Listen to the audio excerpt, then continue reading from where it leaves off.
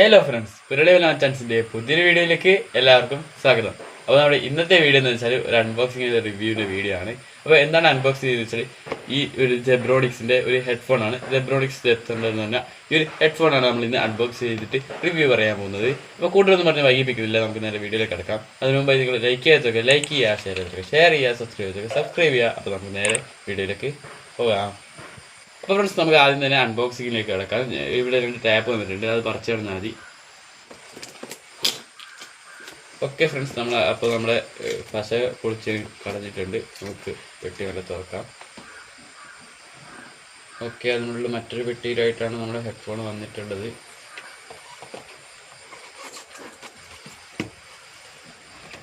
അപ്പോൾ ഇങ്ങനെയാണ് നമ്മുടെ ഹെഡ്ഫോൺ വന്നിട്ടുള്ളത്. ഞാൻ ഓർഡർ ചെയ്തത് സെബ്രോണിക്സിൻ്റെ നീല കളറുള്ള ഹെഡ്ഫോണാണ്.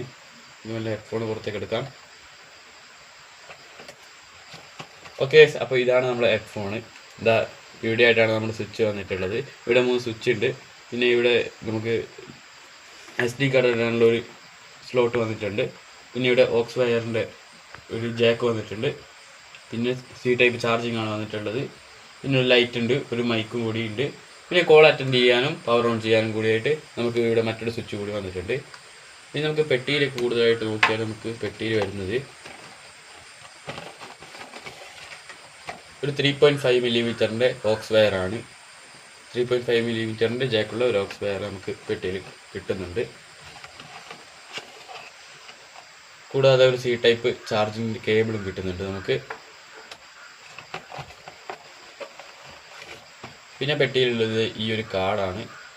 ഈ കാർഡിൽ ഉപയോഗിച്ചിട്ടാണ് നമുക്ക് ഈ സെബ്രോണിക്സിൻ്റെ മാനുവൽ കിട്ടുന്നത്, യൂസർ മാനുവൽ. ഈ കാർഡിലുള്ള QR കോഡ് സ്കാൻ ചെയ്തിട്ടാണ് നമുക്ക് യൂസർ മാനുവൽ കിട്ടുന്നത്.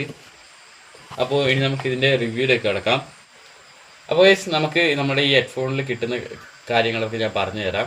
അപ്പോൾ നമുക്ക് ഈ ഹെഡ്ഫോണിൽ ENC എൻവിറോൺമെൻറ്റ് നോയിസ് ക്യാൻസലേഷനൊക്കെ കിട്ടുന്നുണ്ട്. അപ്പോൾ നിങ്ങൾ അത്യാവശ്യം സൗണ്ടുള്ള സ്ഥലത്തോ ഒരു ട്രാഫിക്കിലൊക്കെ നിന്നിട്ട് കോൾ ചെയ്യുകയാണെങ്കിലും അത്യാവശ്യം നോയ്സ് ഒന്നും നമുക്ക് നമ്മൾ കോൾ ചെയ്യുന്ന ആൾക്ക് കേൾക്കില്ല. ആ ഒരു പ്രത്യേകത നമ്മൾ ഈ ഒരു ഹെഡ്ഫോണിനുണ്ട്. പിന്നെ വരുന്നത് 60 ഹവേഴ്സ് ബാക്കപ്പ് ഈ ഒരു ഹെഡ്ഫോണിന് വരുന്നുണ്ട്.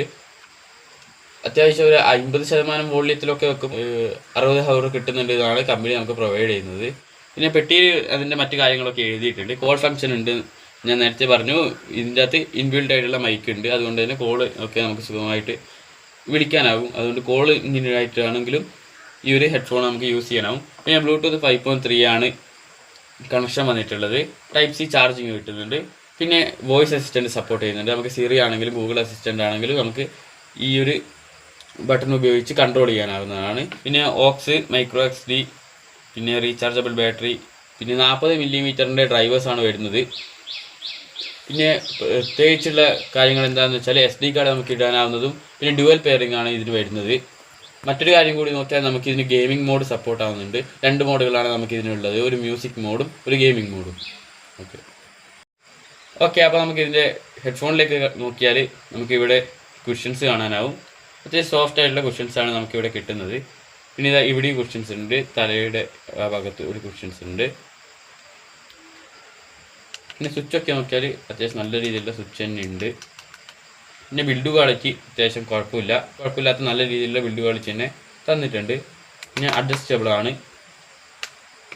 വലിയ തലയുള്ളവർക്ക് വലിയതായിട്ടും ചെറിയ തലയുള്ളവർക്ക് ചെറിയതായിട്ടും ഉപയോഗിക്കാവുന്ന ഒരു ഹെഡ്ഫോണാണ്. ഗെയിമിൻ്റെ കാര്യത്തിലേക്ക് നോക്കിയാൽ ലേറ്റൻസി വളരെ കുറവാണ്. ചെറിയ ലേറ്റൻസി ഉള്ളൂ, 1 സെക്കൻഡ് പോലും ലേറ്റൻസി നമുക്ക് കിട്ടുന്നില്ല. അത് നിങ്ങൾക്ക് ലേറ്റൻസി തോന്നുകയാണെങ്കിൽ നമുക്ക് ഓക്സ് വയർ കുത്തിയിട്ട് ഗെയിം കളിക്കാവുന്നതാണ്. അഥവാ ചാർജ് തീർന്നു പോയാൽ നമുക്ക് ഓക്സ് വയർ കുത്തി സോങ് കേൾക്കാനോ അല്ലെങ്കിൽ മറ്റു കാര്യങ്ങൾക്കായിട്ടോ ഹെഡ്ഫോൺ ഉപയോഗിക്കാം. അതുകൊണ്ട് ആ ഒരു കാര്യത്തിലും കുഴപ്പമില്ല. നമുക്ക് ചാർജ് കുത്തിയിട്ടോ ചാർജ് അല്ലാതെയോ ഈ ഹെഡ്ഫോൺ ഉപയോഗിക്കാം. പിന്നെ റൈറ്റ് ഇയർ കപ്പിലാണ് സ്വിച്ചസ് വന്നിട്ടുള്ളത്. സ്വിച്ചൊക്കെ റൈറ്റ് ഇയർ കപ്പിലാണ്. എൻ്റെ തല അത്യാവശ്യം വലുതായതുകൊണ്ട് എനിക്ക് അഡ്ജസ്റ്റ് ചെയ്യേണ്ടതുണ്ട്. ഓക്കെ, ഇട്ടിട്ടുള്ള ലുക്ക് ഇങ്ങനെയാണ്. അത്യാവശ്യം ടൈറ്റായിട്ട് തന്നെ സാധനം നിൽക്കുന്നുണ്ട്. പിന്നെ നമ്മൾ പറയുന്നതൊക്കെ ചെറിയ രീതിയിലുള്ള ഒരു ശബ്ദക്കുറവ് നമുക്ക് അനുഭവപ്പെടുന്നുണ്ട്. പിന്നെ നമ്മൾ സൗണ്ടിൻ്റെ കാര്യത്തിലേക്ക് നോക്കിയാൽ നല്ല രീതിയിലുള്ള സൗണ്ട് ക്വാളിറ്റി നമുക്ക് ഈ ഹെഡ്ഫോണിൽ കിട്ടുന്നുണ്ട്. ബാസും അത്യാവശ്യം നല്ല രീതിയിലുള്ള ബാസ് നമുക്ക് ഈ ഹെഡ്ഫോണിൽ കിട്ടുന്നുണ്ട്. നല്ല കംഫർട്ടബിൾ ആയിട്ടാണ്, അത്യാവശ്യം കുറേ നേരമൊക്കെ ഉപയോഗിക്കുന്നുണ്ടെങ്കിലും കംഫർട്ടബിൾ ആയിട്ട് ഈ ഹെഡ്ഫോൺ നമുക്ക് ചെവിയിൽ വെക്കാനാവുന്നുണ്ട്. കൂടാതെ ഇത് ഓൺ ഇയർ അല്ല, ഓവർ ദി ഇയർ ആണ്. അതുകൊണ്ട് തന്നെ ചെവിക്ക് വേദന കുഴപ്പമൊന്നും സംഭവിക്കുന്നില്ല. അപ്പോൾ ഫ്രണ്ട്സ്, എൻ്റെ ഈ ഒരു ഹെഡ്ഫോണിലൂടെയുള്ള സൗണ്ടാണ് നിങ്ങളിപ്പോൾ കേട്ടുകൊണ്ടിരിക്കുന്നത്.